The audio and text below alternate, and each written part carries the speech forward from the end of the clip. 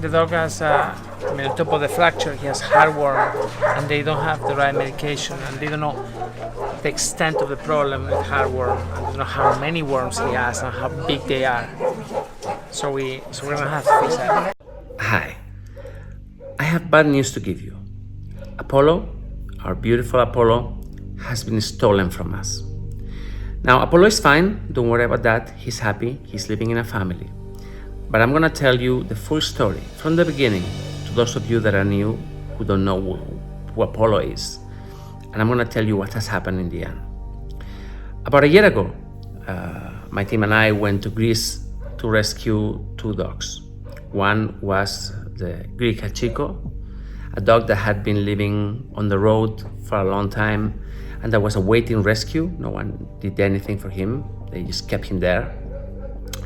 And then there was another dog down south at a shelter, at a DASH shelter, called Apollo, who had a broken jaw, was in a terrible condition, and he also had worms inside his heart. So after we rescued Hachiko, we drove down south 4 hours to get that little doggy. I'll never forget the first time I saw him. It was heartbreaking to see a dog so small in a shelter so big, surrounded by gigantic dogs. Really, that doggy wouldn't have made it. It was just a question of days. So we took him with us, we took him to Spain. We flew that same day, actually the following morning, and he went straight to the hospital. Hachiko came to my house, and then Apollo went straight to the hospital. When he first arrived, we saw that his heart was full of worms, so the priority was to get rid of those pesky worms. It took us weeks, actually a couple of months, I believe, of drug medication to get rid of those worms. And then we started dealing with the problem of the jaw. The jaw was in a terrible condition. There had been extensive damage, tissue, bone. It was a disaster. So we had to start by preparing the jaw. It was a series of surgeries, and really complicated. We didn't only have to fix the soft tissue issue, but then we also had to make a jaw prosthesis. It was a jaw prosthesis made with an innovative material. It was sent to us from South America. It was great. We did the first surgery. Surgery went well. Apollo was so happy. Imagine after all this time with a broken jaw, suddenly he could use it. He could eat normally. Wow, that dog was so happy. After the first surgery, we received so many letters from all over the world, people that wanted to adopt him. But one of his nurses, Alba, one of her nurses said that the one that was closer to him, that was feeding him every day, taking good care of him, she said that she would like to adopt him. I thought, well, that's nice. The girl that is doing so much for him, the girl that knows him and he knows her so well. So we did a screening. Everything seemed perfect. She worked at the hospital. She's taking care of Apollo. So yeah, we agreed on the adoption. Good girl, we thought. So after the first surgery, Apollo went to her place to recover. After a while, he developed a small injury on the base of the jaw, so he had to be operated again, fix that issue. Then he came back again to her house. She took good care of him. Then after a couple of weeks, the tissue started receding, the jaw became exposed. That's such an inconvenience. We made an appeal. We operated him again, we fixed the issue, but then again the tissue receded, the jaw became exposed, and we had to operate him to take the prosthesis out. That prosthesis wasn't going to work. We were going to make another one. We're going to fix the first model and then make another one and put it. Now, I have to mention that whenever you have procedures like this and surgeries like this, the first try rarely works. This is why you see news about people that had major burns and they say that they had 16 surgeries. And you see prostheses, you see implants, you see transplants. They rarely ever work the first time. Medicine is not an exact science. So many things can go wrong, and they usually go wrong. But usually with persistence and with good knowledge and with a great team, you can make things work. So Apollo went after that surgery. When we took the prosthesis out, he went to his home, to Alba. And to recover well, he was doing great. Then one day Alba wrote to us a letter saying that she didn't think that Apollo should be operated again, that Apollo was fine, home, was very happy. He was eating well, he was eating soft food and very happy, putting on weight, happy.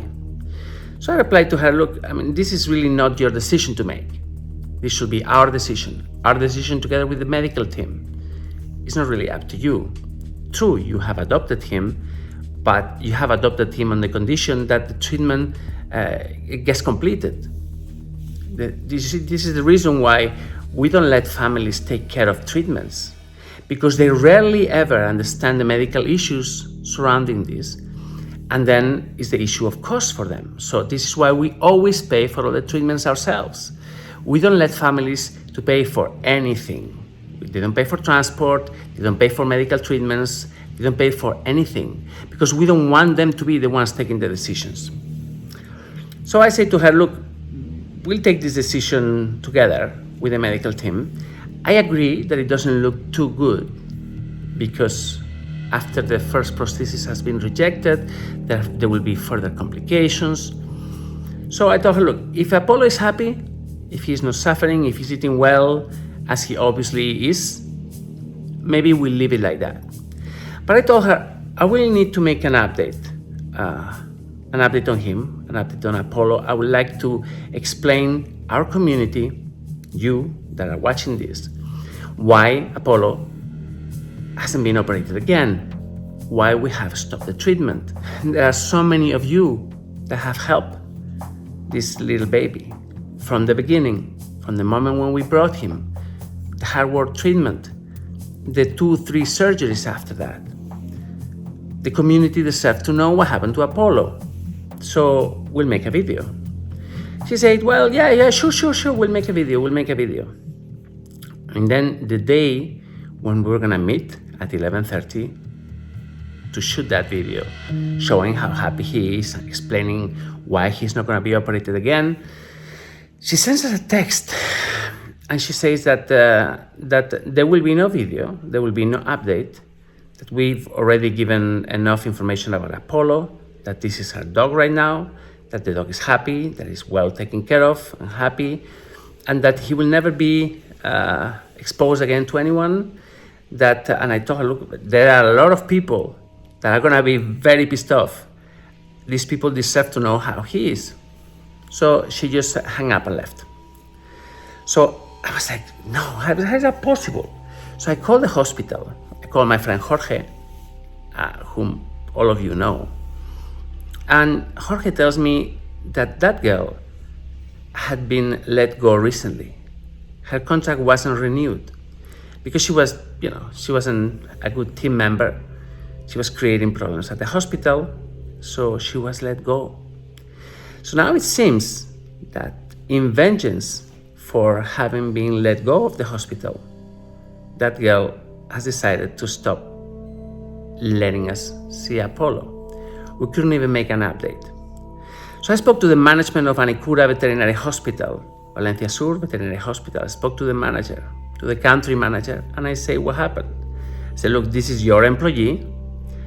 You have let her go, and as a retaliation, she has taken our dog, and she doesn't let us know how he is. He tried to speak to her, and she basically refused and hung up the phone. And this is what the situation is right now. So I wanted to let you know what has happened. I wanted to let you know that we are going to start legal action. I don't know if we're going to succeed or not, because the truth is that we already gave her Apollo. Apollo is now on her name, and he's microchipped on her name. But we're going to try something, because we believe that Apollo has been stolen from us. She didn't fulfill her part of commitment. We were supposed to have a treatment. She stopped the treatment unilaterally, and she has refused us to let us see him again. Now, I'm not going to be giving her full name here. I'm just going to say her name is Alba. If any of you would like to leave a message for her, just please do that in the comment section. I'm sure many of you will have very clear feelings about what she has done. In the meantime, we're going to start legal action. Let's see if she enjoys having to take on lawyers and to have to explain her case publicly. I don't think she will. Maybe she does, I don't know. Leave a message for Alba. I'm sure she's gonna be reading this. You tell her exactly what you think of what she's done. I assure you Apollo is well. I mean, as far as I know, he's fine. He spent a great summer. They used to go to the river, and I have great pictures of them.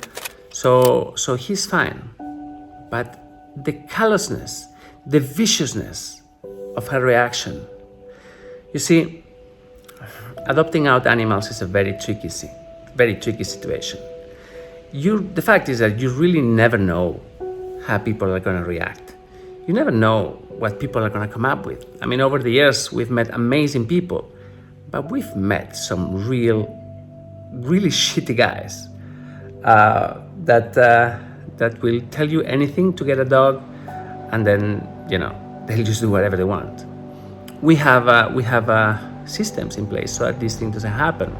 One, most importantly, is our adoption conditions, and the fact that we build a really strong relationship with those people. But even in those cases, things can go wrong. I mean, imagine, Alba is the nurse that took care of Apollo, and she was working at the hospital, and for months she took care of him. And even someone like this can do something like that. So, as I say, Apollo has been stolen from us. This is our view, and this is how it will go to court. And I really hope that Alba comes down to her senses, because if she doesn't, she's about to face something that she doesn't expect. Thanks a lot, and I'll see you tomorrow. Take care.